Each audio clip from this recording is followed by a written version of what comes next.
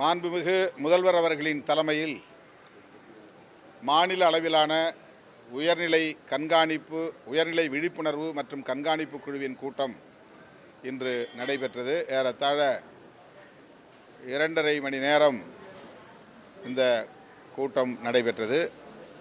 பல்வேறு பிரச்சனைகள் குறித்து இக்குழுவை சார்ந்த உறுப்பினர்கள் கருத்துக்களை எடுத்து முன்வைத்தோம், முதல்வரின் கவனத்திற்கு முன்வைத்தோம்.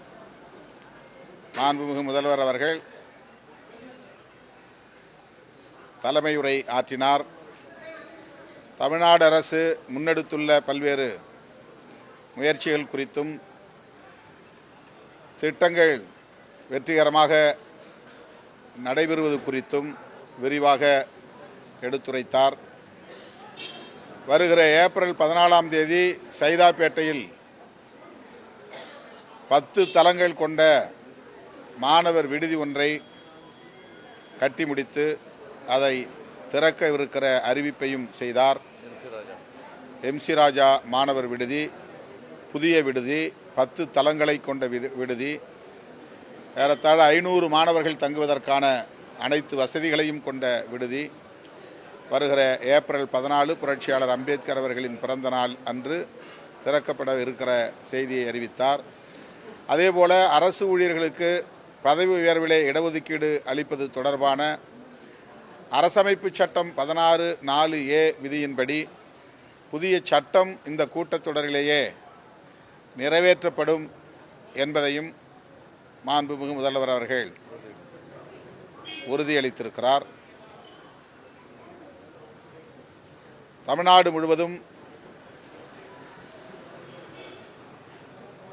தலித் மக்களுக்கு எதிராக இழைக்கப்படுகிற வன்கொடுமைகளில்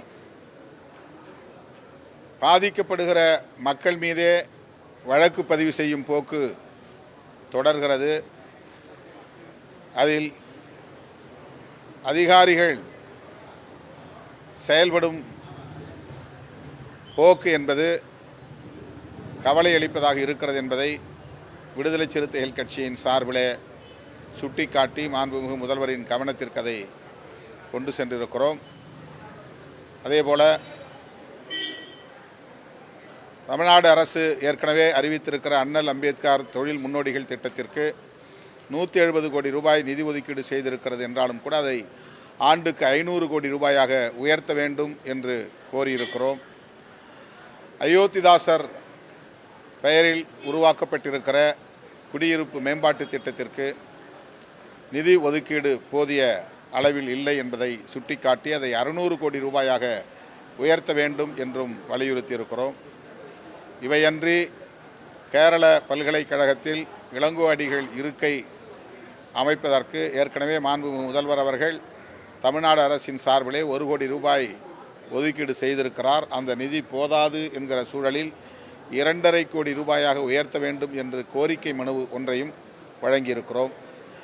பெரியவர் இளையபெருமாள் அவர்களின் பெயரில் சிதம்பரம் தொகுதியில் சிதம்பரம் அருகே 5.70 கோடி மதிப்பீட்டில் அவருடைய 100ஆண்டு நினைவரங்கம் கட்டி முடிக்கப்பட்டிருக்கிறது. அது தொடர்பாக இன்றைக்கு LEP அவர்களின் குடும்பத்தை சார்ந்த அனைவரும் நேரிலே வந்து மாண்புமிகு முதல்வர் அவர்களை சந்தித்து நன்றி கூறியிருக்கிறார்கள். விரைவில் அந்த நினைவு மண்டபம் முதல்வர் அவர்களின் தலைமையில் திறக்கப்படும் என்று நம்புகிறோம்.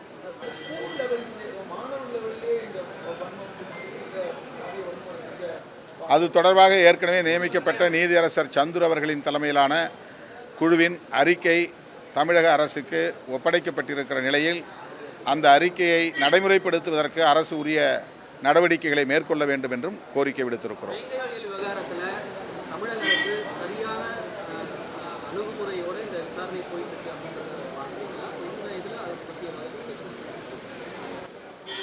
ஏற்கனவே இது குறித்து நாங்கள் விரிவாக முதல்வர் அவர்களிடத்திலும் தலைமை செயலாளர்களிடத்திலும் பேசியிருக்கிறோம். எங்களுடைய அதிருப்தியை நாங்கள் வெளிப்படுத்தியிருக்கிறோம். அது தொடர்பாக CBI விசாரணை கேட்டு நாங்கள் மனு கொடுத்திருக்கிறோம். தமிழக அரசு CBCID கொடுத்த அறிக்கையின் அடிப்படையில் அவர்கள் உரிய நடவடிக்கையை மேற்கொள்வதாக கூறியிருக்கிறார்கள். என்றாலும் நாங்கள் எங்கள் கோரிக்கையை வழக்கம் போல வலியுறுத்தி இருக்கிறோம். வந்து அந்த ஆளு வந்து பிசிஜியை பொறுத்தும் கடுமையான விமர்சனம் வச்சிருக்காரு. வேங்க வேகத்துக்கு போகாமல் இது கருத்து இருக்காரு. இன்னொரு பக்கம் வந்து மதிமுக கூட பிசிக்கும் திமுக கலைந்து போகலாம் கடுமையான விமர்சனம் வச்சிருக்காரு. ஏற்கனவே உங்களோட பயணித்து ஏற்கனவே எமது கட்சியின் சட்டமன்ற உறுப்பினர் தோழர் சிந்தனை செல்வன் மற்றும் ஆலூர் ஷானவாஸ் போன்றவர்கள் இதற்கு பதிலளித்திருக்கிறார்கள். அந்த விளக்கமே போதுமானது. செய்திகளை உடனுக்குடனும் துல்லியமாகவும் தெரிந்து கொள்ள சப்ஸ்கிரைப் பண்ணுங்க.